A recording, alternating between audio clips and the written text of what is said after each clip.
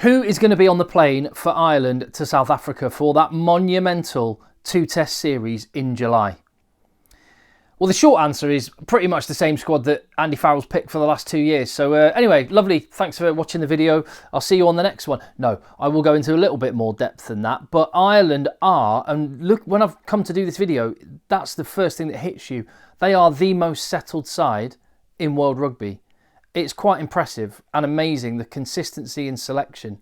But then again, things have to evolve, and we're 3 years out from a Rugby World Cup. Is this the time when some changes need to happen?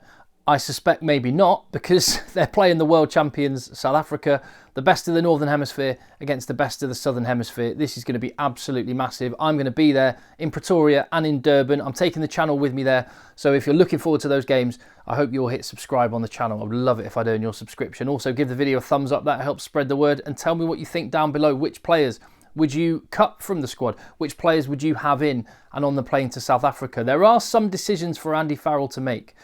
But as I say, the overwhelming thing, when you look back at the Six Nations squad selected only a few months back, the level of consistency is quite astounding for Ireland. And Andy Farrell named 37 men in that Six Nations 2024 squad. 34 plus 3, what were they called, training panellists. Kind of like guys that were there either for experience or just on the fringes, or in the case of Ollie Jaeger, who's not such a young pup, someone who was new to the international fold, so just to get them around the squad. Now, when you compare that squad there, which is missing a couple of guys through injury, but when you compare that squad from the Six Nations in 2024 to the squad that Andy Farrell took to New Zealand in 2022, it is astounding how similar the squads are. Obviously, you've got guys like Johnny Sexton that have retired. You've also got some guys that have fallen down the pecking order like Joey Carberry, but for the most part, it is exactly the same names. And this is what I'm looking at when I'm thinking about the squad that Andy Farrell is going to take to South Africa. Because when he went to New Zealand, he took 40 players. So 37 from the Six Nations, 40 players to New Zealand. So I'm banking on the fact, when you crunch the numbers and look at the players and the positions that they're in, I think essentially Andy Farrell is going to select his Six Nations squad, possibly even all 37 names. Sam Prendergast, Tom Ahern, Ollie Jaeger will go as props, as squad members from prop, lock and fly half respectively. Which would mean, if you crunch the numbers with the squad from 2022, there's going to be an extra 3 bodies, which will be 1 or 2 back row players and 1 or 2 back 3 players. So when you look at who is in contention for that, firstly, you have to talk about the players that would automatically be in the squad but have been unavailable due to injury.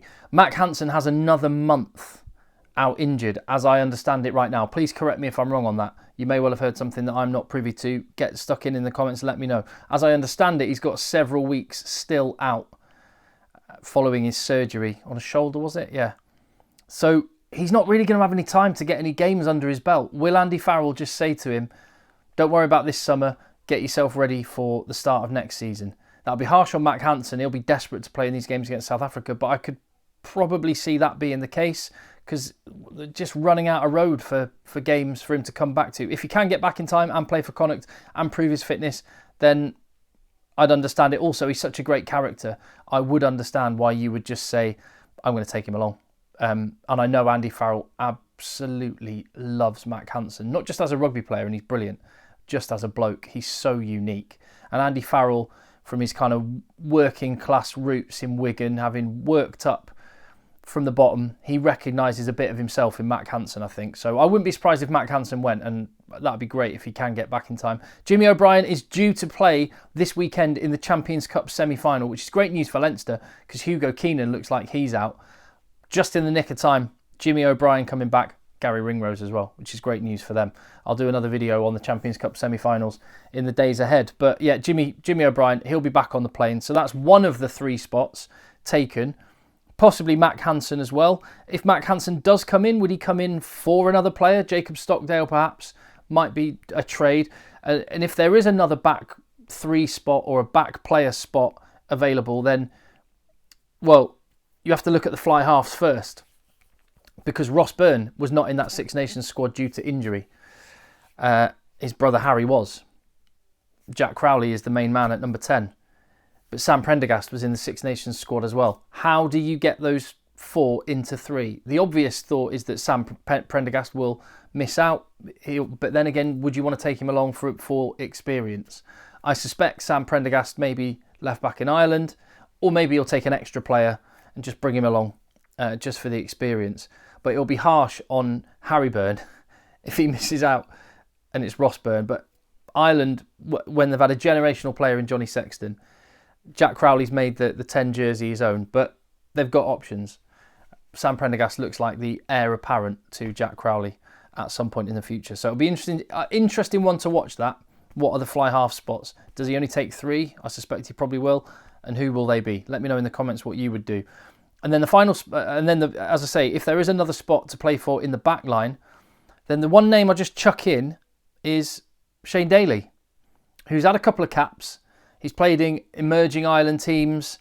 He's looking good for Munster, who are coming into form. And if he's playing in the big money matches with Munster, that's going to help his case massively. Can play centre, can play wing. Another versatile, multi-positional player, which Ireland have a lot of.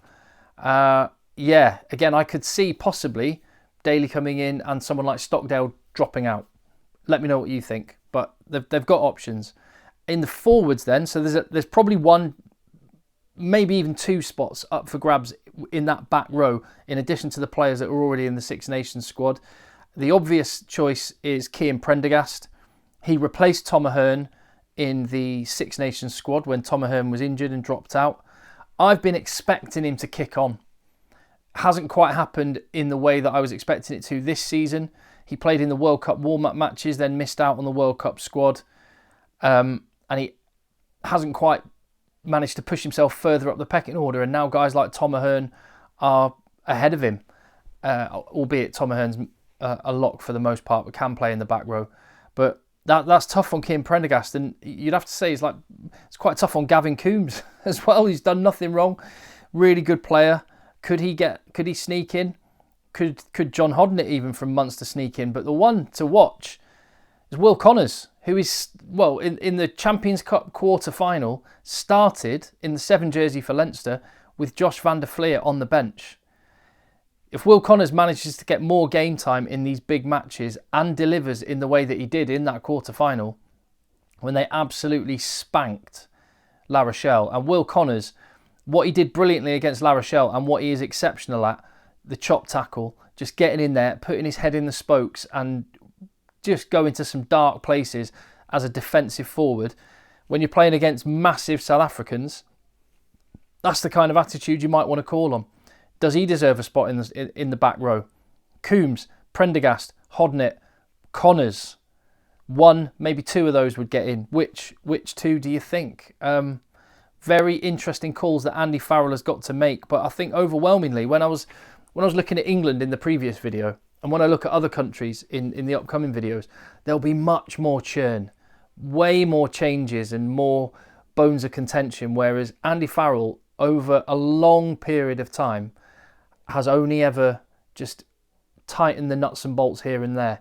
Will this be the summer where there's a bit more of an evolution? I very much doubt it, and when they're playing as well as they have done, back-to-back Six Nations champions, why would you?